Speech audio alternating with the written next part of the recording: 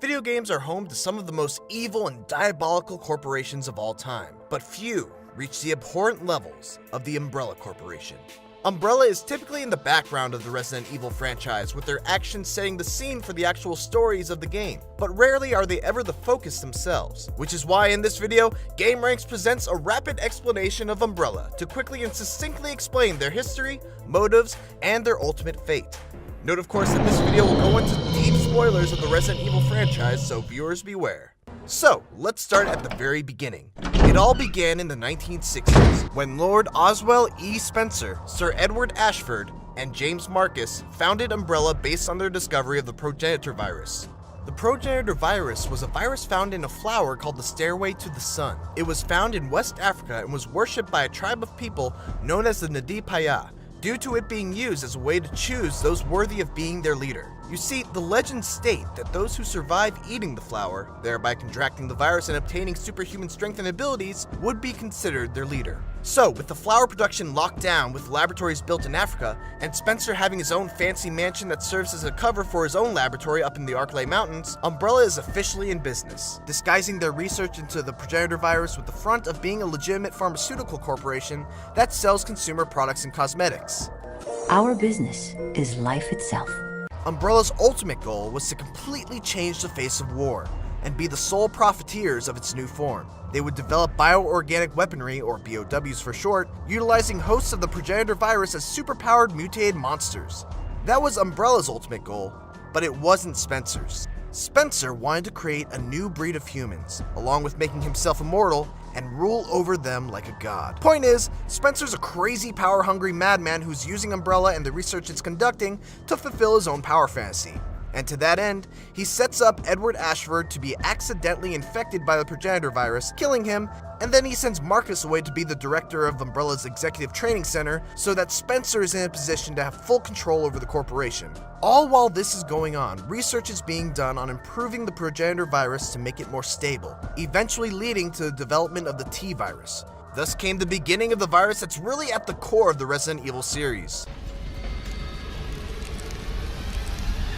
Marcus had been hoping to use his discovery of the T-virus to gain a more prestigious position within Umbrella and eventually overthrow Spencer, whom he had kinda grown to hate over the course of his research. In response, Spencer closes down the training center, but that doesn't deter Marcus. Eventually, Spencer gives the order to assassinate Marcus to Albert Wesker and William Birkin, two of Marcus's most trusted researchers.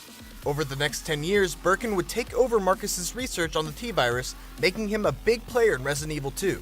Wesker would eventually become the captain of the STARS force at the recommendation of Umbrella, setting up Resident Evil 1, and Marcus would eventually be revived by a nasty Queen Leech that enters his corpse, transforming him into a mimicked version of his younger self, retaining his memories and his deep hatred for what Umbrella did to him, leading to Resident Evil 0.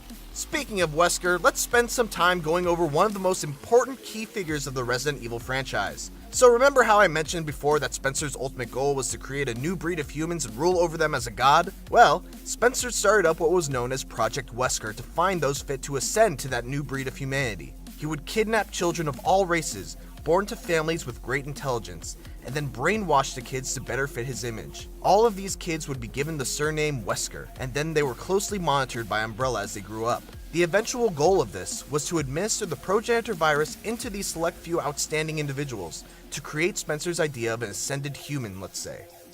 And none stood out from the rest more than Albert Wesker. He became a researcher at Umbrella at a young age and would eventually join the intelligence division, hoping to ascertain Spencer's true motives with Umbrella.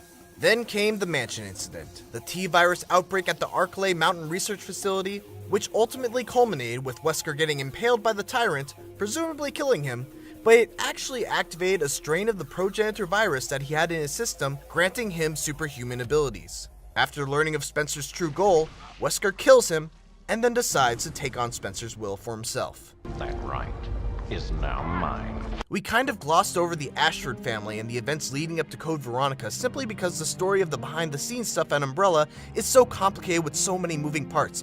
But really quickly, let's rewind back to Edward Ashford before he was killed. I mean, accidentally infected with the progenitor virus. Edward has a son named Alexander, with whom he works on the T-virus. Now, Alexander himself is not a genius virologist.